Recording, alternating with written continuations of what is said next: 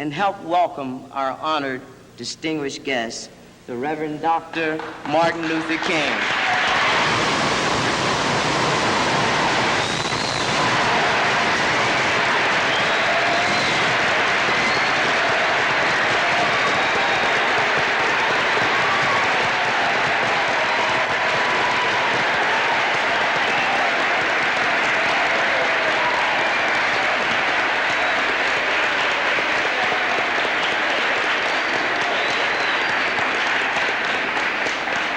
Thank you very kindly.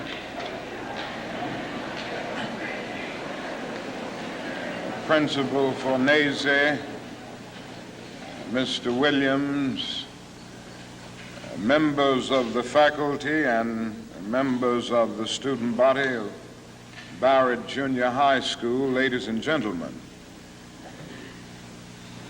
I need not pause to say how very delighted I am to be here today and to have the opportunity of taking a brief break in a pretty busy schedule in the city of Philadelphia to share with you the students of Barrett Junior High School.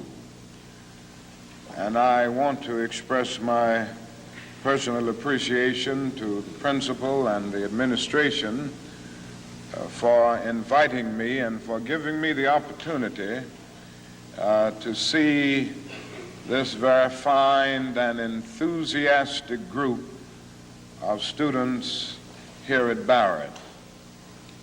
I guess I ought to start out with a commercial,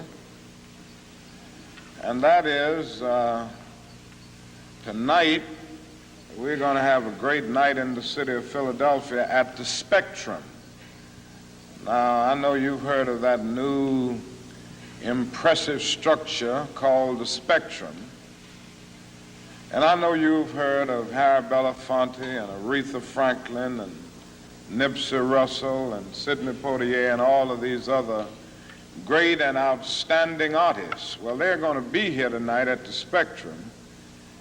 And I hope that each of you will go home and tell your parents to be there tonight for this great Freedom Festival.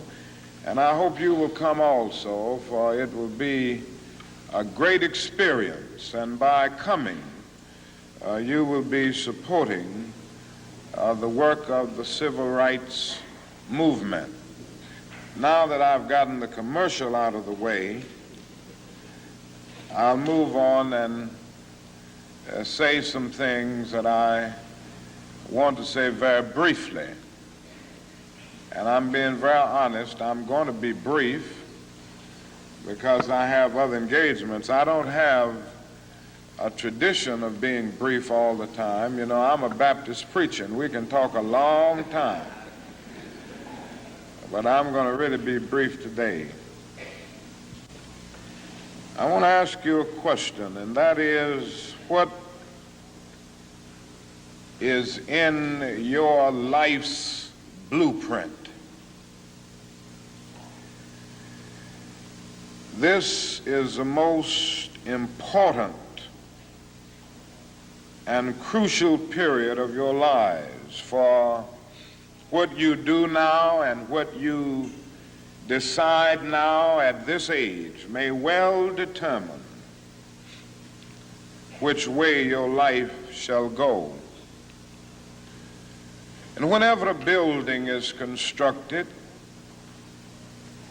you usually have an architect who draws a blueprint. And that blueprint serves as the pattern, as the guide, as the model for those who are to build the building. And a building is not well erected without a good, sound, and solid blueprint. Now, each of you is in the process of building the structure of your lives. And the question is whether you have a proper, a solid, and a sound blueprint. And I want to suggest some of the things that should be in your life's blueprint. Number one in your life's blueprint should be a deep belief in your own dignity, your own worth, and your own somebodyness. Don't allow anybody to make you feel that you are nobody. Always feel that you count. Always feel that you have worth. And always feel that your life has ultimate significance. Now that means that you should not be ashamed of your color.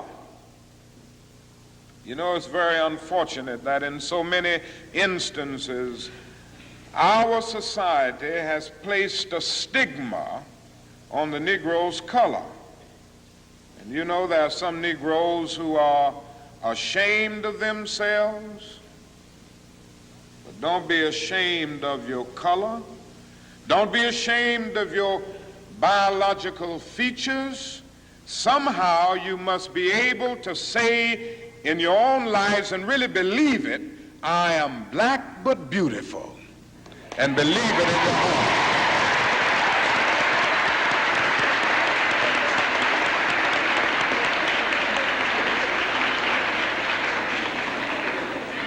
And therefore, you need not be lured into purchasing cosmetics advertised to make you lighter. Neither do you need to process your hair to make it appear straight. I have good hair, and it is as good as anybody else's hair in the world. And we've got to believe that.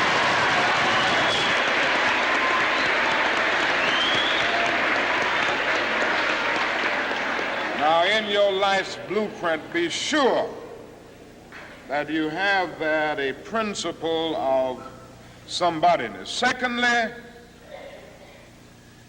in your life's blueprint, you must have as a basic principle the determination to achieve excellence in your various fields of endeavor. You're going to be deciding as the days and the years unfold what you will do in life, what your life's work will be. And once you discover what it will be, set out to do it and to do it well. And I say to you, my young friends, that doors are opening to each of you.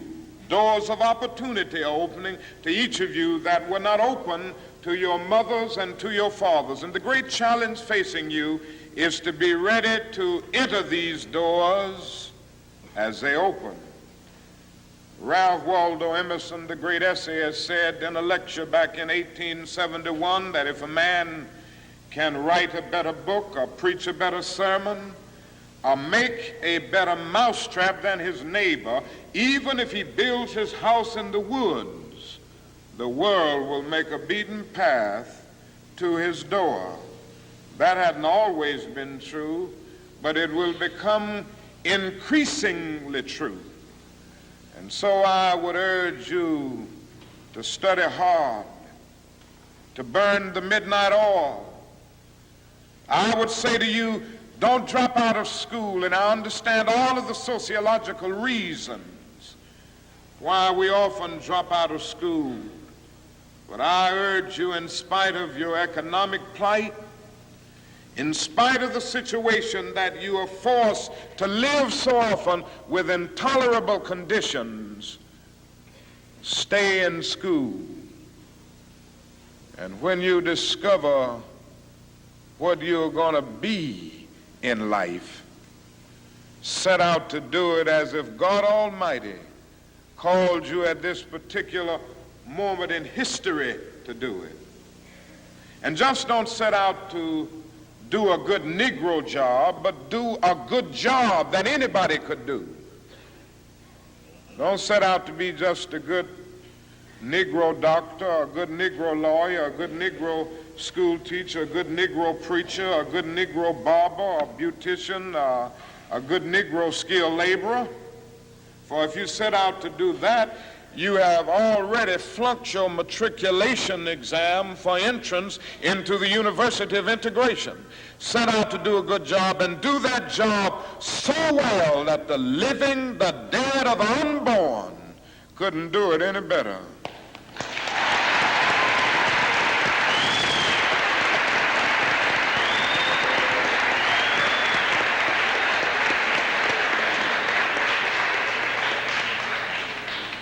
Falls your lot to be a street sweeper. Sweep streets like Michelangelo painted pictures. Sweep streets like Beethoven composed music. Sweep streets like Leontine Price sings before the Metropolitan Opera. And sweep streets like Shakespeare wrote poetry. Sweep streets so well that all the host of heaven and earth will have to pause and say, here lived a great street sweeper who swept his job well.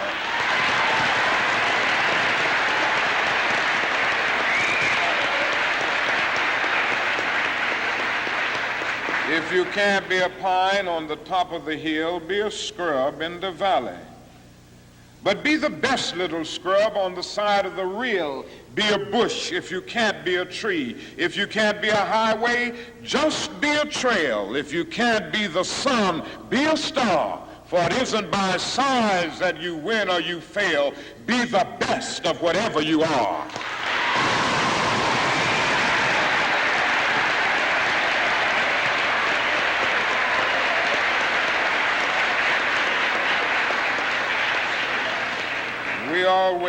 We already have some noble examples of black men and black women who demonstrated to us that human nature cannot be cataloged. They in their own lives have walked through long and desolate nights of oppression, and yet they've risen up and plunged against cloud-filled nights of affliction, new and blazing stars of inspiration. And so from an old slave cabin of Virginia's hills, Booker T. Washington rose up to be one of America's great leaders. He lit a torch in Alabama, and darkness fled in that setting. Yes, you should know this because it's in your own city. From a poverty-stricken area of Philadelphia, Pennsylvania, Marian Anderson rose up to be the world's greatest contralto, so that a Toscanini could say that a voice like this comes only once in a century. And Sibelius of Finland could say, my roof is too low for such a voice, from the red hills of Gordon County, Georgia. And the arms of a mother who could neither read nor write, Roland Hayes rose up to be one of the world's great singers and carried his melodious voice into the palaces and mansions of kings and queens. From crippling circumstances, there came a George Washington Carver to carve for himself an imperishable niche in the annals of science. There was a star in the diplomatic sky. And then came Ralph Bunce, the grandson of a slave preacher. And he reached up and grabbed it and allowed it to shine in his life with all of its scintillating beauty. There was a star in the athletic sky. And then came Jackie Robinson in his day and Willie Mays in his day with their powerful bats and their calm spirits. Then came Jesse Owens with his fleet and dashing feet. Then came Joe Louis and Muhammad Ali with their educated fists. All of them came to tell us that we can be somebody, and to justify the conviction of the poet, fleecy locks and black complexion cannot forfeit nature's claim. Skin may differ, but affection dwells in black and white the same. And if I were so tall as to reach the pole, or to grasp the ocean at a span, I must be measured by my soul. The mind is the standard of the man. And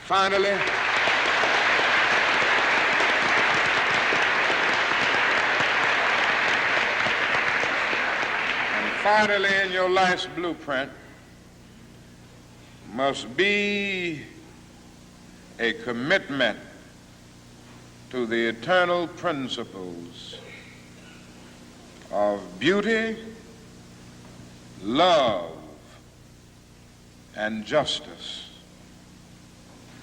Don't allow anybody to pull you so low as to make you hate them. Don't allow anybody to cause you to lose your self-respect to the point that you do not struggle for justice. However young you are, you have a responsibility to seek to make your nation a better nation in which to live. You have a responsibility to seek to make life better for everybody. And so you must be involved in the struggle for freedom and justice. Now, in this struggle for freedom and justice, there are many constructive things that we all can do and that we all must do. And we must not give ourselves to those things which will not solve our problems. You've heard the word nonviolent and you've heard the word violent. I happen to believe in nonviolence. We've struggled with this method with young people and adults alike all over the South, and we have won some significant victories, and we've got to struggle with it all over the North because the problems are as serious in the North as they are in the South. But I believe as we struggle with these problems, we've got to struggle with them with a method that can be militant, but at the same time does not destroy life or property. And so our slogan must not be burn, baby, burn. It must be build, baby, build. Organize, baby, organize.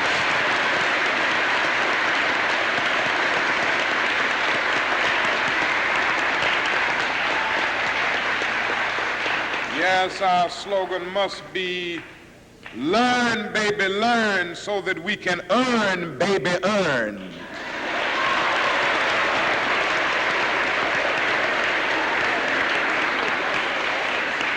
And with a powerful commitment, I believe that we can transform dark yesterdays of injustice into bright tomorrows of justice and humanity. Let us keep going toward the goal of selfhood, toward the realization of the dream of brotherhood, and toward the realization of the dream of understanding goodwill. Let nobody stop us. I close by quoting once more the man that the young lady quoted, that magnificent black bard who has now passed on, Langston Hughes. One day he wrote a poem entitled Mother to Son. The mother didn't always have her grammar right, but she uttered words of great symbolic profundity. Well, son, I'll tell you, life for me ain't been no crystal stad. It's had tacks in it, boards torn up, places with no carpet on the floor, bare. But all the time, I's been a-climbing on and reaching landings and turning corners and sometimes going in the dark where there ain't been no light. So, boy, don't you stop now. Don't you sit down on the steps 'cause you find this kind of hard. But I's still going, boy. I's still climbing. And life for me ain't been no crystal stair. Well, life for none of us has been a crystal stair. But we must keep moving. We must keep going. If you can't fly, run. If you can't run, walk. If you can't walk, crawl. But by all means, keep moving.